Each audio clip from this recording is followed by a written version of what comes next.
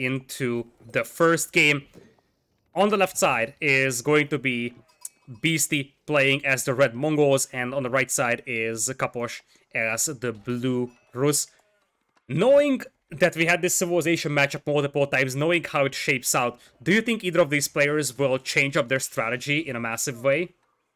I think Beastyqt might change it, but I don't think Capoch will. Because what Rus is doing is strong. And the Mongol he has to be the one who reacts and adapts. We already have the hunting cabin coming up, as you would expect. Ovo already up for Beasty. So what Beasty was doing at the beginning was quite a lot of deer ferrying himself in the set he played. He's already adding a second scout from the town center, so he's not investing into a stable, just says, okay, I'm going to sacrifice one scout in order to, or one villager in order to get the scout out, gather the sheep, because I'm using my Khan to lure in the wolves. And he's doing it in a very nice fashion. That's 3 wolves that are pursuing his Khan. Make it 4. That is 100 bounty taken away from Capoch. Yes, and there's even more wolves close to his base from that direction. And some sheep. Looks like he's also going to find 2 wolves on the left side, plus the hunt. That is an excellent start for Beasty. He's pretty much collecting all the wolves, and as you said before, the wolves are probably even more efficient as a gold source for bounty than the deer are. So the fact that you can take a lot of wolves on the left side, in fact there's 3 of them, and 3 of them from the right side as well, basically leaves nothing to Capoch. Exactly, there's so many wolves. There's actually a 4th one next to the sacred side at the bottom. Below the sacred side, next to the ship. He will probably get done as well. Like, that's almost, that's 175 bounty. Yeah, and at this point, of course, our red player is not benefiting anything from killing the huntables, aside from the fact that he is taking it away from Capoch, and depending on how much bounty Capoch collects, that's going to determine how clean his fast castle build is. And currently it's only 180 bounty, not amazing. He's gonna find another wolf over here, and there is still 1 patch of huntables that he's able to take, so he will get to around 250 to 75, even after losing all those predators. But I have to say that Beasty did the best thing that he could, and he can't be disappointed with the start he had. That's probably the best thing you can do right now against the Rus. Yeah, I totally agree with you.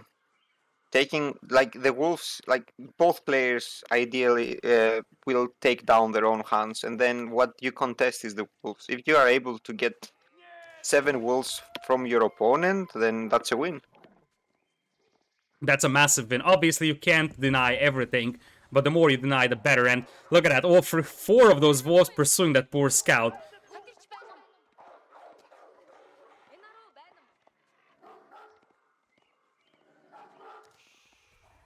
Looks like all the wolves will go down, and the deer stones will go up.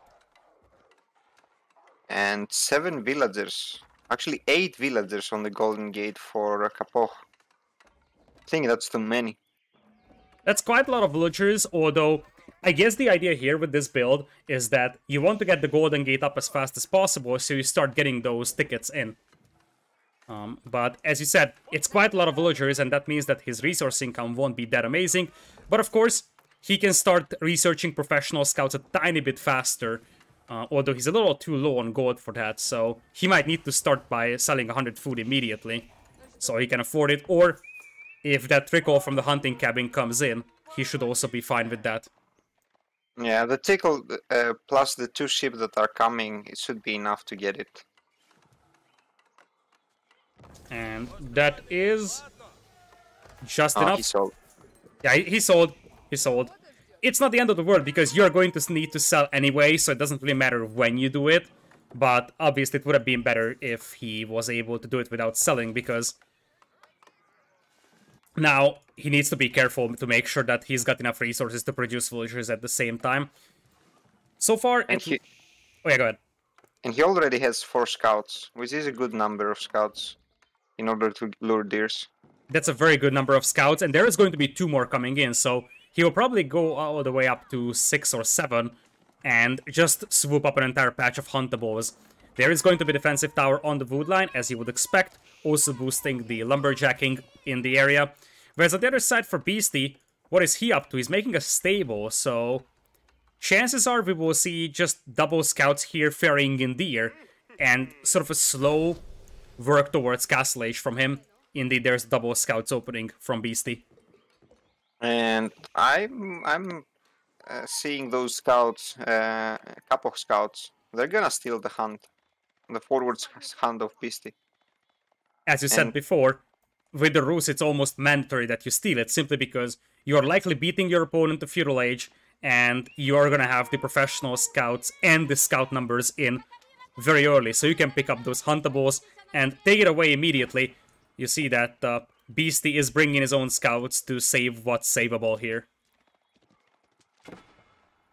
Like if your opponent doesn't see you stealing the hunts, what you could do is you can pick up 4 of the deers, leave them somewhere else, and then go pick the rest and then take them back, and then go and get the hidden ones. Indeed, that's always an option. Just drop them off somewhere, pick up the ones that are still over there. Looks like Beasty is moving up, and he's moving to the far right side, I believe. He probably wants to swoop up that patch of huntables from his opponent. He's also keeping a good track of Capoch's scouts with the Khan, although he needs to be careful not to lose the Khan here. He actually pops out the Falcons, so he will see the front of Capoch's base here for some time. And the game is being played as we predicted. It's grabbing those hunts and getting into the castle age. Up we are at 6 scouts now. It's actually more than that. Wait a minute. It's more than 6. It is 9 scouts for Beasty. He's not messing around. He really wants that hunt for himself. He knows exactly how important it is for Capoch. Speaking of who, he is getting closer to Castle Age. Doesn't have any more tickets on that landmark. He needs 1 more transaction. He'll probably just sell 100 wood. Should be able to go up to Castle Age nice and smooth, but Beasty is not that much behind. In fact, his resources are looking pretty decent for Castle Age in the next 1 minute or so. And Beasty actually took the hunt in the right corner, in Capoch's hunt in the right corner of the map. There is only 1 deer carcass left there. Yep. Capoch swooped in and took 3 huntables on the left side though, so both players are stealing quite a lot of hunt from each other, so in the end I would say it's going to be rather even amount of huntables for both players. Capoch on the way to Castle Age, going with 9 villagers on the Abbey of the Trinity, and we would see the same old approach. Cav archers coming in with warrior monks to secure the relics. What do you think needs to be a change in the Rus gameplay to make sure that we see some variety from this civilization and not the very same build on every single map from this civ? Horse archers costing food and gold. I think that would pretty much change this type of playstyle. Yeah, I was thinking about the same thing, because the real power of this build is that you don't have to mine gold. So, if you had to mine gold for your Cav archers, suddenly you would be exposed to early aggression and your opponent could just deny your gold that way. So the fact that Cav archers only cost food and gold is actually a problem. Or food and wood. I think probably replacing the 40 wood cost at 40 gold could make some sense, or just adding 20 gold cost to the existing current cost. That could also work. I just think, yeah, what you're saying, that like you can't have a unit that has such high DPS and mobility that costs food and wood, and it doesn't cost as much as well. It costs as much as a horseman. Looks like the Khan is going to harass from the back of the wood line. Once again, Falcon will be popped so he can see when the Scav archer is gone. And it looks like we even have a stable here for Capoch. So he's going to pop out some knights, but mostly it's going to be Cav archers, as the first warrior monk is already out. Other side, Beasty is almost done with the step redoubt, and he is going for the Mangadai, so he will try to replicate Meomaika's build, going for a combination of Lancers and Mangadai against the pure Cav archer build. Yeah, and I think that's one of the best things that you can do. And as soon as you get Castle Age, the Khan becomes so strong. Like he goes 300 HP and 12 damage. Step Redoubt being placed on the gold mine. You talked about this before. That's a massive amount of economy boost. It's so big that you want to move that Gur, otherwise the villagers will just drop it off at the Gur and not at your Step Redoubt. So your landmark currently is doing absolutely nothing. You want to move that Gur here if you are Beasty. Looks like he is hunting for warrior monks, I do believe, because he's going for this relic on the south. I love how Capoch is playing this one safe and he's securing that relic in the middle before sending a warrior monk there. And yeah, finally Beasty is removing the gel from the gold mine and he puts it on wood. He really needs that there. Exactly. There's a second stable coming in, so in come the veteran Mangudai plus Lancer combinations. This could be a very devastating army here, because the Lancers absorb a lot of damage. You also have a lot of scouts in that can also soak up some arrow fire, and then the Mangudai can just keep firing from behind. Bit of a micro fight in the middle. This is not a fight that Beasty wants to take, though. Beasty needs his entire army together to be able to take good fights. And yeah, and he needs numbers as well. Like, he needs to get those Lancers numbers up and those Mangudais. He only has 4 Mangudai so far, 6, and that's not enough. Because the horse archer numbers are going high. Indeed, the horse archer numbers are actually pretty decent. 10 horse archers already, plus some knights as well for Capoch. So Capoch has also some meat shield in front of his army right now, some arrow sponge. Looks like Beasty just using his con and his leftover scouts to deny one relic down south. And he also has a scout looking over this sacred site on the north. Obviously, it's not just the relics here for the Rus, it's also the sacred sites that they can capture with the warrior monks. Two relics so far for the Rus player. And he's getting a third one behind the Beasty's base. That is a massive yoink out there, by the way. It was a hard to grab relic, and that's one of the reasons why warrior monks are so powerful. They can run away with the relic very easily. You can't really do this this well with a scholar or an imam, simply because they're just very slow, so they will get spotted at some point. But this guy just runs in, picks up the relic, and then runs away. Should be... He has a really high HP. It doesn't go down easily. Yeah, that's the other thing. Indeed, 190 HP. It's actually more than a cav archer. So it is the same as an early knight. There's quite a lot of health over there, although he doesn't have armor, unlike knights do. Sacred site being captured in the middle by Capoch. Beasty so far is massing his army though, and I feel like he's doing the right thing. He is massing a big enough army to force a decisive engagement, because if his army is too small, it will just get destroyed by the cav archer, so he needs to play this one patiently. And he also needs to get the upgrade. Actually, he took the upgrade for his packed buildings to move faster in order for him to get the deer stones in the middle, in order to get the speed buff. And he's taking a fight, a really bad fight right now. He doesn't have the Khan in order to get the speed boost. Indeed. Or the attack rate. And the bigger thing here is that Capoch has some knights in the party, so the Lancers here from Beasty aren't able to hit the cav archers, they're only able to hit the knights. Now, this is the power of the Mangudai here. The moment Capoch decides to retreat, the Mangudai can pursue and pick them off, and you see many of those cav archers just die to the Mangudai fire. And smartly, Capoch is trying to snipe down the Mangudais. Yeah, he's doing a great job with that. He needs to snap down the Mangudai. Those are very expensive units, and those are the keys of victory for Beasty. But while he's focusing on the Mangudai, all of his meat shield is disappearing, and currently Beasty is sitting at 17 army. Capoch is only at 15, but some of that are scouts, and Capoch's forces seem a little disorganized right now. As soon as the front line died, the knights died, then it's the horse archers just go down so fast to the lancers. And that warrior monk is also going to get intercepted. That's a painful loss here for Capoch. He is securing the sacred site on the left. The right side is being neutralized by Beasty. But right now the key thing is that Beasty has map control, so he can start running around raiding. And he is not the one being raided by the cav archers, which is usually the problem when you're fighting against cav archers. There's only 2 archery ranges for Capoch. So he cannot really get those numbers up fast. Yeah, like usually you build this, or like play with this build with 3, potentially 4 archer ranges. But he decided to go for stables instead. The problem here is that the Lancer Mangudai combination might be stronger than the Knight plus Horse Archer comp here. And because you only have 2 archer ranges, you don't even have a lot of Cav Archers in here. Yep.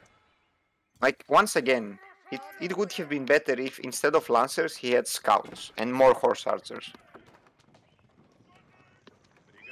Looks like the Horse Archers are being assembled once again. Nice defensive tower on the wood lines of Capoch, so his base is very well defended, and he does have 4 relics, so that shouldn't be overlooked. But Beasty, on the other hand, has the Step Redopt working for him, and it looks like he is going to replace that Ovu to the far left, I believe? Where's that Ovu going? It's right here. There's an Ovo on the left side, and he's placing all of his buildings there, the stables.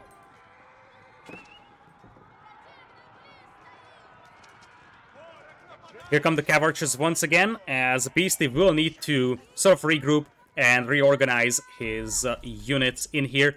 All the production buildings moving out there. So far, Beasty has done a masterful job at neutralizing the sacred site. So, Capoch is sending a warrior monk, Beasty sends 2 lancers, kills the monk, gets the sacred site. Very nicely done out here, as he's currently hiding his forces. He's got some outposts pushed up, which will expand the Yem network all the way out here for the speed boost. And of course, if those outposts become sprinkled emplacements, then it's gonna be such a good way to get map control. Absolutely. And of course, vision. This map has a lot of stealth forests. You could get ambushed any moment. So the fact that you have a vision into those stealth forests is massively valuable. And you see, that's what Beast's plan is. Just start dropping outposts all around the map, so you have the Yam speed pretty much everywhere, and you have vision everywhere.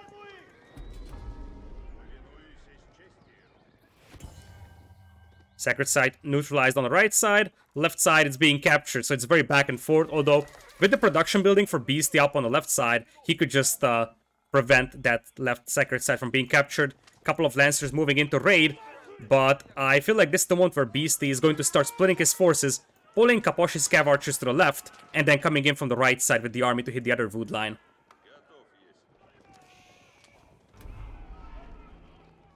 It's not easy for the Rus player now, because his army is like he doesn't have vision inside of the forest, so he doesn't know where to expect an attack from.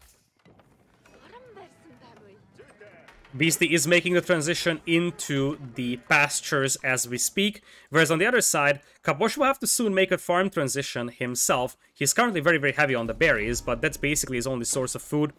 Looks like the warrior monk is going to get killed on the north at this pace. Once again, the sacred site will be taken on the left. Right side is neutralized, so there is some skirmishing going on for the sacred sides, but really, so far the players are just sort of poking and probing, not really committing to any major engagement. And a huge force, actually all of Capoch army is going straight for the gold mine of Beastyqt. There's a huge force indeed. Couple of villagers will go down here for Beasty. That's actually more than a couple, probably 10 or so. Other side, we also have some raids going, so both sides losing massive amounts of villagers, but Beasty is not reacting in time, and there was way too many losses here for him. He's down to 41 villagers right now. It's 52 for Capoch, so Capoch's vill count is now looking way better, plus the relics, of course. But here is a fight that could decide the outcome of the game, because Capoch's forces could be trapped in here. As long as he trades evenly, he should come on top. That is indeed the case. The question is he trading evenly? Because the town center fire decimated those horse archer numbers. Lancers coming in to reinforce. It's much more difficult for Capoch to reinforce his forces, and that army feels like it's gonna get cleaned up. I think that was an even trade, considering the fact that all the Lancers died. There's only 3 Lancers left. Yeah, with those horse archers being able to run away, I do agree. If those horse archers got killed by the town center and the Mangudai, then it probably would have been better for Beasty, but it's now a pretty considerable villager deficit we're talking about. It is 9 villagers or so, plus 4 relics, although now Capoch is starting to lose those horse archers, which is a massive amount of value going down the drain. It's just better to let them fight. Just snipe down the Mangudais. Absolutely. Like, at this point, every moment you spend running, you're taking damage. You might as well just stop and pick off the Mangadai, and he's doing that in a very, very nice and convincing fashion. As you said, in the end, the trades were rather even when it comes to resources destroyed and invested. The problem for Beasty is that he's down to 46 eco, and Capoch is at 53, plus the relics, of course. Looking at the resource income per minute, that's heavily in the favor of Capoch, except for food.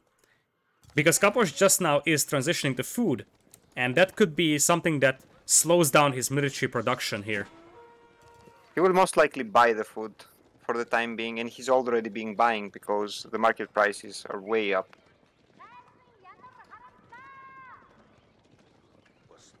Capoch looking to make a push on the left side. He's trying to keep that sacred site under his control. Lancer coming in to neutralize it, but this should stay in the hands of Capoch. That's a very, very nice move for him. Just a couple more seconds gives him a bunch of extra gold on that, and it looks like we will have Capoch sending out a Warrior Monk at some point to the right side as well. Capoch already has 2 sacred sites as well, so that's a nice source of gold too.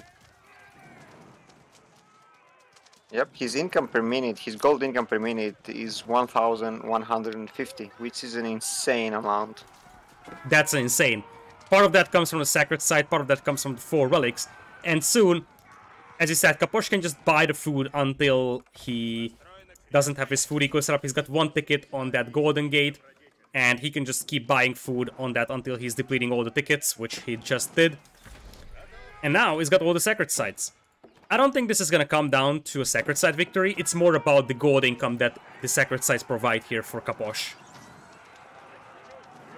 Yep, and the horse archer numbers are going up and up and up. Bit of an underwhelming fight over here for Capoch, but if he can start focusing down the Mangadai, it will swing heavily in his favor, and that's exactly what he's doing.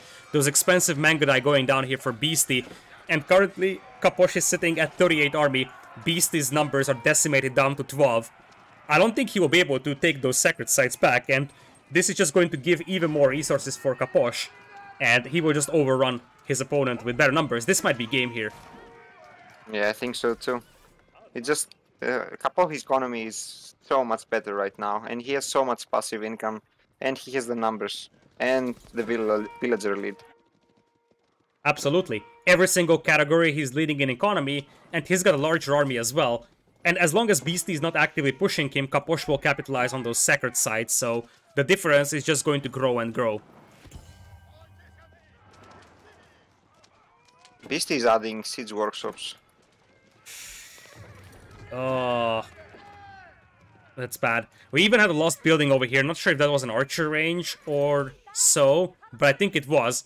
1 building went down as he tried to escape the attacks. I love how Capoch is destroying those towers in the middle, just making sure that that YAM speed network is just disabled. Also, this OVO on the left side, which still has a lot of stone left on it, might go down, so no double training. Capoch is playing this one very, very safely. He did lose the sacred site on the right, so the counter does reset, but it's all about that gold income now.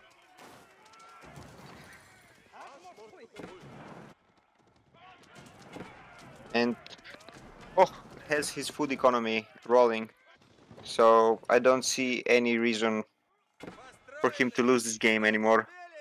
Indeed, very nice food economy for him. A lot of passive gold income from the monasteries. The only thing that he could still do is start making the hunting cabins around those stealth forests, close to those big forests, so he's got even more passive gold income. But currently Beasty is up to 21 army, Capoch is sitting at 50, and a way better economy. And Capoch also has lots of lancers as well. Knights, not lancers. 1 spring gold out for Beasty. It's a little exposed as the OVO is planned to be rebuilt. Capoch is playing this one very patiently, but I think the time to strike has come. And I wouldn't be surprised to see Beasty tapping out when he sees this army, because this is just way too big for him to handle. Even if the villagers garrison into the towers, we're talking about triple the numbers of Beasty. Beasty's army is disappearing from the battlefield, and with that, his chances to take game number 1. The first loss for Beasty in this tournament, he won 2-0 against his respective opponent in the semifinals, and he's the one that takes a loss now. Nicely done by Capoch. he didn't manage to pull off the Rus Fast Castle Cavarcher build in their semifinals, but he adjusted his build based on what he saw, and he was able to beat down the build here from Beastyqt.